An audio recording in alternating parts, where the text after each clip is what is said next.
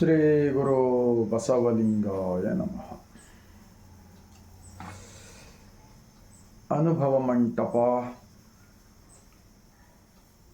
ಜಗತ್ತಿನ ಮೊಟ್ಟ ಮೊದಲನೇ ಸಂಸತ್, ಪಾರ್ಲಿಮೆಂಟ್, ಪ್ರಜಾಪ್ರಭುತ್ವದ ಕೇಂದ್ರ, ಬಸವ ಕಲ್ಯಾಣದ ಭೂಮಿಯಿಂದ ಇಡೀ ಭಾರತೀಯರೆಲ್ಲರಿಗೂ ಶರಣು. ಒಂದು ಮಹಾತ್ಮ ಬಸವಣ್ಣನವರ ವಚನ. ಹಾವ ಕಿಚ್ಚ ಮುಟ್ಟಿಹ ಶಿಶುವೆಂದು ಹೆತ್ತ ತಾಯಿ ಮಗನ ಬೆಂಬತ್ತಿ ಬರುವಂತೆ ಎನ್ನೊಡನೆ ಕಾಯ್ದುಕೊಂಡಿರುವನಯ್ಯ ನಮ್ಮ कूड़ल संगम देवा. बिल्कुल छोटा सा वचन है. जब बच्चे पैदा होने के बाद में कुछ 3-4 साल होने से पहले जब छोटा रहता ना, उस वक़्त उसको फुल नॉलेज नहीं रहता. अगर माँ इधर उधर खाना गिना पकाने गए, कुछ कामों में गए, तो वो बच्चा क्या भी पकड़ सकता है हाथ में. अगर सांप आया तो सांप को भी पकड़ता हो. खाना पकाने का चूल्हा रहता ना, उसमें अंगार है तो अंगार में भी हाथ डालता हो. क्या भी पकड़ता जो धोखादायक विचार उसको. उस वक़्त माँ है ना, उसके उन्हें कौन से भी काम में किधर भी रहो, अपना बच्चों का ध्यान में रहता हूँ. फट बोल के कहा तो धोखा होने का जगह है, उस बच्चे को उसी वक्त भाग कर जाके बचा लेता है. आपका घर में, हमारे घर में, सब तरफ दुनिया के अंदर. तो इस तरह जैसा छोटे बच्चे को माँ बचा सकता है, भगवान की स्वरूप माँ, वैसा हम बड़े होने के बाद में हमारे बहुत कुछ धोखा होने से पहले हमारा इन आँखें, इन कानों से, इस दिमाग से हम भी बहुत बार जागृति से अगर बचे चले, हम भी धोखे से बच सकते हैं. चाहे एक्सीडेंट हो, चाहे करंट का मामला हो, चाहे किधर भी कौन सा भी जो डेंजर काम करते वक्त हमको ज्ञान देने वाला मालिक हमारा अंदर है, अंदर ही है. इसी के लिए बोलते हैं शरणों ने, नम्म अरिवे नमगे गुरु. आजकल के गुरु गुरु बोल के जो है ना, उन लोगों ने अगर ये ऐसे विचार बताना था लोगों को, 893 साल हुए लेकिन नहीं बता रहे. क्योंकि लोग होशियार नहीं होना चाहिए, सब अनपढ़ रहना चाहिए. हर साल को मंदिर यात्रा, वो तुला भारा, वो लक्ष्य दीपोत्सव, ये वो बोल के ऐसा कुछ लोगों को, गांव के लोगों को पकड़ के वसूली कर कर करोड़ों रुपए कमा लेके और मस्त मज़े में है. और लोग जाते क्यों नहीं भाड़ में, किधर भी जाते क्यों नहीं, इनके कोई मतलब नहीं. चुप बड़े बड़े स्टेज के ऊपर बैठ के आशीर्वाद वचन करता हूँ मैं, वो करता हूँ बोल के चुप लोगों को थोड़ा अंदर शेख बाहर शेख बताते जाते. हमारे शरणों ने किसी का मुलाजिम में नहीं थे. हम सब लोग मेहनत करते थे, उत्पादक करते लोग थे. अनुभव मंडप में भागी होके दासों में सब लोग बांट कर देखे, कल के लिए एक नया पैसे का कुछ भी नहीं रख लेते थे. ऐसा होकर लिखा हुआ इतिहास है. लेकिन आज क्या कर रहे हैं? हाँ, ಇನ್ನೊಂದು ಬಸವಣ್ಣನವರ ವಚನ,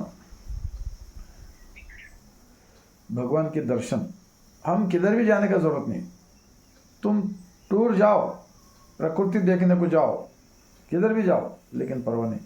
लेकिन भगवान के बारे में जो इधर उधर जो भटकते फिर रहा ना, वो इस देश के अंदर पाखंडियों ने, मनुवादियों ने अंधविश्वास फैलाकर सरकार के, गवर्नमेंट के प्रॉपर्टी को हड़प करके यहीं पर ही भगवान है, यहाँ आके बैठे थे. वो चमत्कार, ये चमत्कार करके लोगों को पूरा लूटे जा रहे भारत देश के अंदर. आज उनका ही राज चल रहा है ज़्यादा. इसीलिए वचनों का किताब पढ़ना चाहिए. और एक वचन है बसवಣ್ಣ जी का, ಕಣ್ಣುಗಳು ತುಂಬಿದ ಬಳಿಕ ನೋಡಲಿಲ್ಲ, ಕಿವಿಗಳು ತುಂಬಿದ ಬಳಿಕ ಕೇಳಲಿಲ್ಲ, ಕೈಗಳು ತುಂಬಿದ ಬಳಿಕ ಪೂಜಿಸಲಿಲ್ಲ, ಮನ ತುಂಬಿದ ಬಳಿಕ ನೆನೆಯಲಿಲ್ಲ. ಮನ ತುಂಬಿದ ಬಳಿಕ ನೆನೆಯಲಿಲ್ಲ ನಮ್ಮ महंत कूडल संगम देवन। कूडल संगम देवा बोले तो कोई कूडल संगम गांव नहीं है, ये ब्रह्मांड ही एक कूडल संगम है। इस संगम में हम सब हैं, हम सबके अंदर ये दुनिया का मालिक है। बिल्कुल सरल है। 12वीं शताब्दी में बसवण्णा जी का अनुभव मंडप में जानवर रखने वाले, बकरे चराने वाले, खेती के काम करने वाले, घड़ा बनाने वाले, हाँ, अलग अलग कपड़ा बनाने वाले, अलग अलग मेहनत करने वाले, शरीर से मेहनत करते थे वो लोग। वो सब लोग बगैर ज़्यादा से लोग स्कूल भी नहीं गए, कॉलेज भी नहीं गए उस ज़माने में। वैसे लोगों का ज्ञान होता है। आज इतने पढ़े लिखे से लोग क्या कर रहे हैं, भगवान को उधर फिरे इधर फिरे, देश का संपत्ति को, गरीबी को और गरीबी बनाना, अज्ञानी लोगों को और अज्ञानी बना के पूरे मज़ा कर रहे हैं, ऐसा मालूम होता है। तो जब मैं काम में था, ಕಣ್ಣುಗಳು ತುಂಬಿದ ಬಳಿಕ ನೋಡಲಿಲ್ಲ। काम के अंदर जब रहते हैं तो अंदर का मालिक को भूल जाना कहते हैं शरणों ने। ಕಿವಿಗಳು ತುಂಬಿದ ಬಳಿಕ ಕೇಳಲಿಲ್ಲ। अपने काम में ये सब एक्टिव रहना पड़ेगा ना, आप कौन सा भी काम में। तो लास्ट में क्या कहते हैं, मन ತುಂಬಿದ ಬಳಿಕ ನಿಮ್ಮ ನೆನೆಯಲಿಲ್ಲ। मन में भी जिंदगी का बारे में, पेट भरने के बारे में उस चक्कर में था। अब मैं तुम्हें भूल गया हूँ तो मैं अब याद करता हूँ, ऐसा कहा इस वचन के अंदर। तो इतना ही कहूँगा मैं हाथ जोड़ के। ಈ ಶಹಾಪುರ, ಕರ್ನಾಟಕದಲ್ಲಿ ಶಹಾಪುರದಲ್ಲಿ ಬರ್ತಕ್ಕಂಥ 18ನೇ ತಾರೀಕಿನ ದಿವಸ ಬಸವಾದಿ ಶರಣರ ಹಿಂದೂ ಸಮಾವೇಶ. ಅಂದರೆ ಅವರು ಇಂತಹ ಈ ವಚನಗಳು ಏನು ಹೇಳಿಕೊಡ್ತವೆ ಅಂದರೆ, ಮಣ್ಣು ಬಿಟ್ಟು ಮಡಿಕೆ ಇಲ್ಲ, ತನ್ನ ಬಿಟ್ಟು ದೇವರಿಲ್ಲವೇ ಇಲ್ಲ. ಅದಕ್ಕೆ ನಮ್ಮ ಶರಣರು ಬರೆದಿರತಕ್ಕಂತಹ ಆ ಶಬ್ದಗಳಿಗೆ ಶಬ್ದಲ್ಲವು ವಚನಗಳು ಎಂದು ಹೆಸರಿಟ್ಟಾರೆ. ಇಡೀ ಜಗತ್ತದಲ್ಲಿಯೇ ಏಕೈಕ ಒಂದು ಮೂರ್ತಿ ಇಲ್ಲದ, ಗುಡಿ ಇಲ್ಲದ, ಜಾತ್ರೆ ಇಲ್ಲದ, ಜ್ಯೋತಿಷ್ಯ ಇಲ್ಲದ, ಶಾಸ್ತ್ರವಿಲ್ಲದ, ಪಂಚಾಂಗವಿಲ್ಲದ, ಪುರಾಣವಿಲ್ಲದ, ಇವೆಲ್ಲವೂ ಕೆಟ್ಟ ಸ್ವಾರ್ಥಿಗಳಿಂದ ತುಂಬಿರ್ತಕ್ಕಂಥ ಕಸಗಳನ್ನು ತೆಗೆದು ಹಾಕುವ ಸಲುವಾಗಿ ಬಸವ ಕಲ್ಯಾಣದಲ್ಲಿ ಅಣ್ಣ ಬಸವಣ್ಣವರು ಪ್ರಧಾನಮಂತ್ರಿಯಾಗಿದ್ದುಕೊಂಡು ಅನುಭವ ಮಂಟಪ ಸ್ಥಾಪನೆ ಮಾಡಿದರು. ಆದ್ದರಿಂದ ಯಾರು ಆ ಹಿಂದೂ ಸಮಾವೇಶ ಮಾಡ್ತಾ ಇದ್ರಲ್ಲ, ಅವೆಲ್ಲವೂ ಕೂಡ ಇವತ್ತು ಜನರು ವಚನಗಳನ್ನು ಓದ್ತಾ ಇದ್ದಾರೆ. ಅದು ಮತ್ತೆ ಮತ್ತೆ ಜನರನ್ನು ಗುಲಾಮಗಿರಿಯತ್ತ ತಳ್ಳುವ ಸಲುವಾಗಿ ಮಾಡ್ತಕ್ಕಂಥದ್ದು ಕಂಡು ಬರ್ತಾ ಇದೆ. ಆದ್ದರಿಂದ ಅವರು ಬಸವಾದಿ ಶರಣರ ಅನುಭವ ಮಂಟಪದ ಲಿಂಗಾಯತ ವಚನಗಳ ಸಮಾವೇಶ ಅಂತೇಳಿ ಇಟ್ಟು, ಇಂತಹ ವಚನಗಳನ್ನು ಚರ್ಚೆ ಮಾಡಲು ಬನ್ನಿರಿ, ಎಲ್ಲರೂ ಕೂಡಿ ಚರ್ಚೆ ಮಾಡಿರಿ. ಸತ್ಯ ಯಾವುದಿದೆ, ಎಲ್ಲರಿಗೆ ಹುಟ್ಟಿಸಿದಾತ ಒಬ್ಬನೇ ದೇವರು ಅಂತಕ್ಕಂಥ ಈ ವಿಚಾರಕ್ಕೆ ಇವತ್ತು ಎಲ್ಲ ಈ ಮಠಾಧೀಶರಾಗಲಿ, ಇವರು ಸಾಮಾಜಿಕ ಸೇವಕರಾಗಲಿ, ಎಲ್ಲರ ಕರ್ತವ್ಯ ಏನಿದೆಯಪ್ಪ ಅಂದರೆ ಸತ್ಯವನ್ನು ಕೆಡಿಸೋದು ಬೇಡ, ಸತ್ಯವನ್ನು ಇದ್ದಿದ್ದಾಗೆ ಉಳಿಸುವ ಇವತ್ತು ಬಹಳ ಅವಶ್ಯಕತೆ ಇದೆ. ಯಾಕಂದರೆ ಯುವಕರ ಕೈಯಲ್ಲಿ ಬಡಿಗೆ ಅಂತ, ತ್ರಿಶೂಲ್ ಅಂತ ಹಿಡಿದು ಏನೇನೋ ಜೈಕಾರ ಹಾಕಿ ಎಲ್ಲ ಕಡೆ ಬೆಂಕಿ ಹಚ್ತಕ್ಕಂಥದ್ದು ನಡೀತಾ ಇದೆಯಲ್ಲ, ಇದೆಲ್ಲವೂ ಕೂಡ ನನಗನ್ಸಿದ ಮಟ್ಟಿಗೆ ಈ ಭಾರತ ದೇಶ ಹೀಗೆ ಮುಂದುವರಿದರೆ ಇಲ್ಲಿ ಯಾರಿಗೂ ಕೂಡ ನೆಮ್ಮದಿ ಸಿಗ್ತಕ್ಕಂಥದ್ದು ಆಗೋದಿಲ್ಲ. ಇಂಥವೆಲ್ಲ ಕೈಬಿಟ್ಟು ನಮ್ಮ ಅರಿವೇ ನಮಗೆ ಗುರು, ನಮ್ಮ ದೇಹವೇ ನಮಗೆ ದೇವಾಲಯ, ಕಾಯಕವೇ ಕೈಲಾಸವೆಂದು ಹೇಳಿದ್ದಾರೆ. ಯಾವ ಕೆಲಸವೂ ಚಿಕ್ಕದಲ್ಲ, ಯಾವ ಕೆಲಸವೂ ದೊಡ್ಡದಲ್ಲ, ಎಲ್ಲರೂ ಎಲ್ಲರಿಗಾಗಿ ಬೇಕಾಗಿರುತ್ತದೆ. ಆದ್ದರಿಂದ ಆ ಶಹಾಪುರದಲ್ಲಿ ನಡೀತಕ್ಕಂಥ ಬಸವಾದಿ ಶರಣರ ಹಿಂದೂ ಸಮಾವೇಶ, ಈ ಹಿಂದೂ ಎಂಬುದು ಒಂದು ಧರ್ಮವೇ ಇಲ್ಲ ಇಲ್ಲ ಇಲ್ಲ ಅಂಥೇಳಿ ಇವತ್ತಿನ ದೇಶದ ಪ್ರಧಾನಮಂತ್ರಿಗಳಾಗಿರ್ತಕ್ಕಂಥ ಸನ್ಮಾನ್ಯ ನರೇಂದ್ರ ಮೋದಿಜಿರವರೇ ಹೇಳಿದ್ದಾರೆ. ಇದು ಭಾರತ ದೇಶ ತುಂಬ ಪ್ರಚಾರ ಆಗಿದೆ, ಅದು ಒಂದು ಧರ್ಮವೇ ಅಲ್ಲ ಅಂಥೇಳಿ ಹೇಳಿದ್ದಾರೆ. ಅದು ಮತ್ತೆ ಅದಕ್ಕೆ ಧರ್ಮ ಇದೆ, ಹಾಗಿದೆ, ಹೀಗಿದೆ ಅಂಥೇಳಿ ಜನರಿಗೆ ಮೋಸ ಮಾಡ್ತಕ್ಕಂಥದ್ದು ಕಂಡು ಬರ್ತಾ ಇದೆ. ಇದು ಕೈ ಬಿಡಬೇಕು.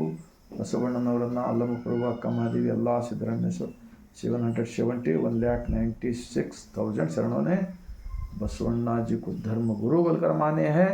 और बसवण्णा जी क्या कहते हैं लास्ट में, ಎನಗಿಂತ ಕಿರಿಯರಿಲ್ಲ, ಶಿವಭಕ್ತರಿಗಿಂತ ಹಿರಿಯರಿಲ್ಲ.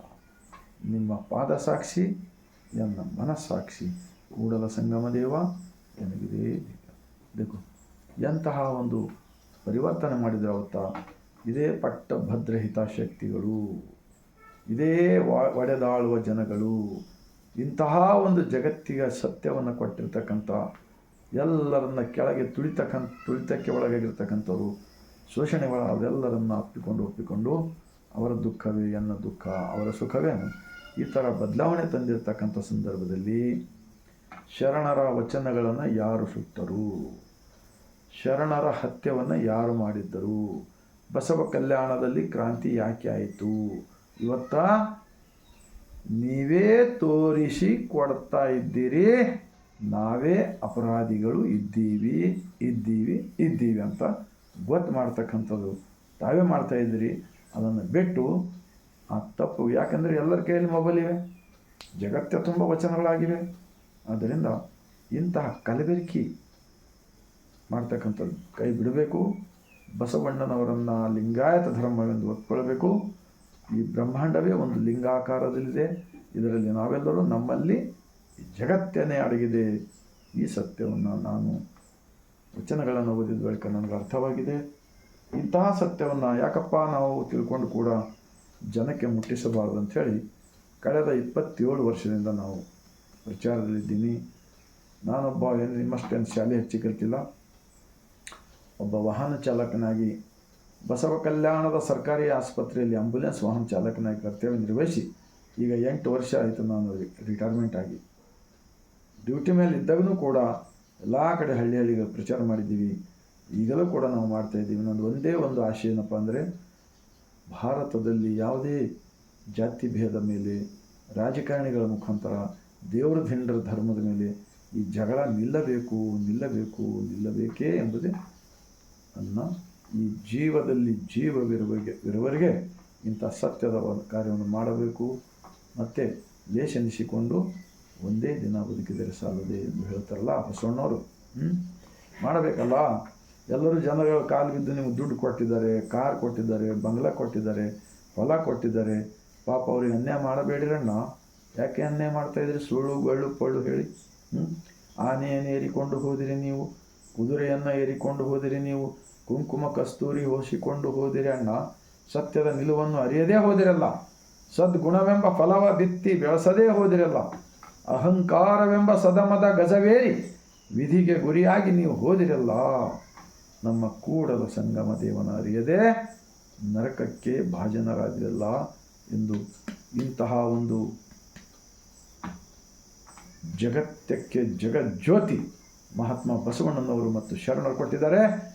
ಈ ಗ್ರಂಥದಲ್ಲಿ 2500 ವಚನಗಳಿವೆ.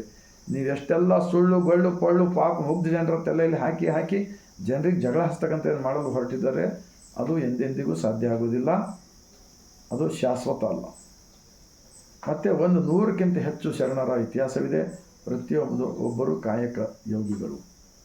ಆದ್ದರಿಂದ ಯಾರೂ ಏನು ಕೆಲಸ ಮಾಡ್ತಾಯಿಲ್ಲ, ಬರೇ ಜಗಳ ಹಚ್ಚೋದು. ನಮ್ಮ ಬಸವಾದಿ ಶರಣರು ಕೆಲಸ ಮಾಡ್ತಿರಪ್ಪ, ಅವ್ರು ಪ್ರತಿಯೊಬ್ಬರು ಉತ್ಪಾದಕ ವರ್ಗದವರು ಇದ್ದು ಇಂಥ ಜ್ಞಾನ ಕೊಟ್ಟಿದ್ದಾರೆ. ನೀವೇನು ಜ್ಞಾನ ಕೊಡ್ತಾ ಇದ್ದೀರಿ?